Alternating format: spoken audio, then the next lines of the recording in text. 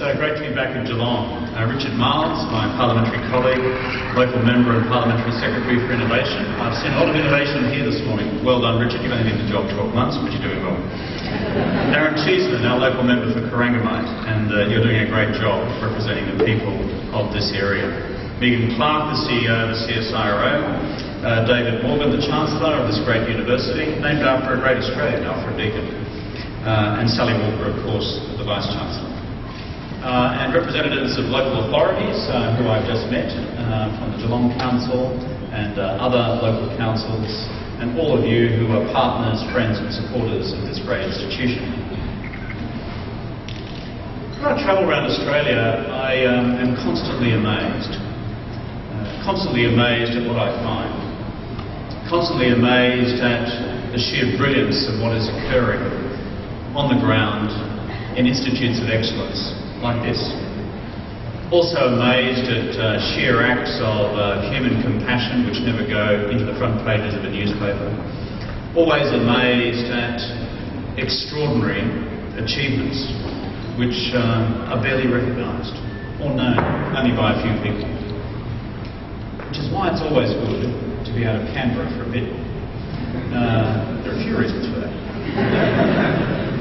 But it's to come face to face with the really good things that we, in partnership with our friends from around the world, are doing in science, in innovation, research, application, business. I've recently been reading a book, just finished it. It's by a guy called Richard Holmes. It's called The Age of Wonder. It basically traces the history of what's called the Second Scientific Enlightenment, the time of Joseph Banks through to the time of Charles Darwin. A critical period in English science when you saw huge innovations in astronomy, Herschel, in chemistry, Davy, and sheer investigation and botanical discovery that Banks himself and of course later Darwin. It always makes me wonder how these things come about. When you get a serious group of seriously smart people and they actually break through paradigms, they break through the previous assumptions of knowledge and they discover things afresh and discover things new, and their imagination is open to a whole new set of applications for the betterment of humankind. It's quite an inspiring book, and I commend it to you for a read. But as I was wandering around this great facility this morning, I was reminded afresh of the breakthroughs which are occurring in science today. And here, I've been looking at some of the particular breakthroughs in what might be broadly described as material science.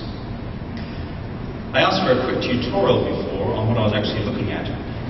Remember, my degree is in Chinese poetry. The beginning of wisdom is to know what you're good at and to know what you're not good at.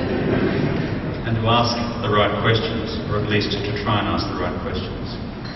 But here in this facility, in terms of material science, as I was advised before, you have experts working on fibre, on composites, on metals, on polymers, on nanomaterials and biomaterials. And the secret of it all, in part, is that you are doing this with a combined concentration of expertise across disciplines which are often spread far and wide across multiple universities and multiple different places.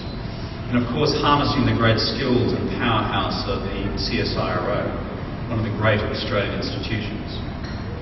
And when you bring seriously bright people together, seriously bright things happen. And I've seen some of that this morning. The extraordinary innovation in the preparation of nanofibres and microfibres, and how that has been done here, moving from basic chemical compounds. The application in biomedical research and the construction of what was described to me as a scaffold, I call it a platform, around which cells could grow or regrow to help with, of course, human tissue restoration or even transplant. And then to see what is happening more broadly with the material that I saw being prepared just around the corner there, now for use as composites in motor vehicles, electric cars, and aeroplanes, and all sorts of applications. You are a very bright bunch of people, and therefore you are a great asset for our nation, Australia. And I thank you for the work that you are doing. I asked before to one of your researchers, where do you want to be in 5 years' time? The answer was a good one. When you're looking particularly at composites, the answer was, we want to be in a position whereby we can, through the excellence of our science, the excellence of our research, and the excellence of our tailored applications, then move to a position whereby in this great community of Geelong we can manufacture also the needs for basic composites around the world. That's a really good vision. Because if I know something about this community here at Geelong, as I've been here now many times, not only is there a basic and underlying resilience to this culture, but it's also a very smart culture, where you go from the excellence that you have to apply it to a whole series of new innovations and applications to the future. So I'm pretty inspired by the vision, and that's simply in terms of composites. Go to the rest of the materials research here and the applications to which it can go, it becomes more inspiring even again. So this is an exciting time for our country. And how does what you are doing here weave into the future of our country? Well, what we stand for as a government is a strong Australia, fair Australia, an Australia that also invests and prepares for its future. That's what we're on about. For the economy, it means keeping the economy strong. I was talking to one of your researchers who just come back from abroad who said to me, do you have any understanding of how badly the rest of the world economy has been going the last 2 years relative to us? To which I said, yes. And I told her to tell many more people. She promised to do that.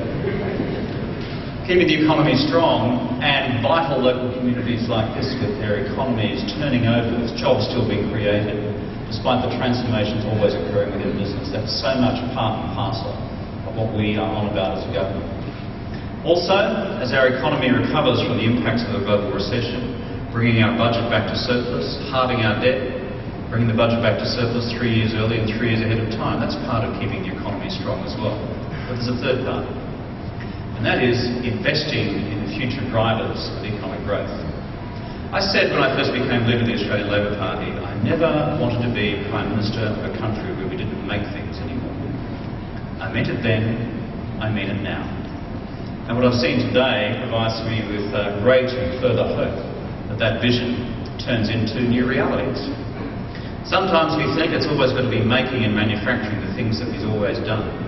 Well, markets change, inputs change, realities change.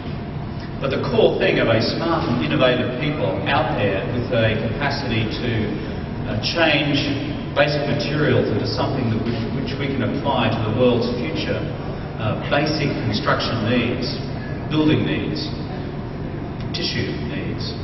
This is an exciting thing for the country.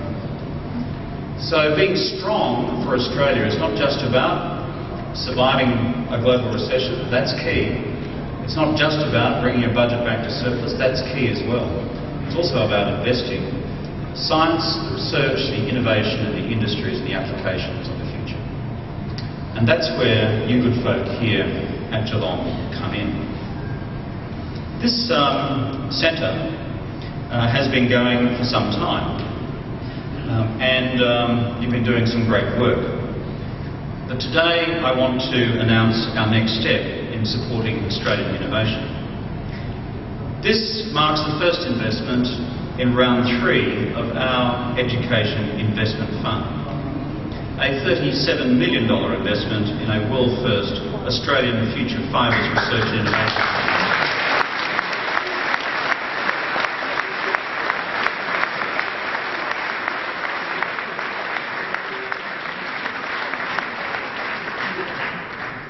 Right here at Deakin University. This is a major investment in Deakin and a major investment in the Geelong region. It's a major investment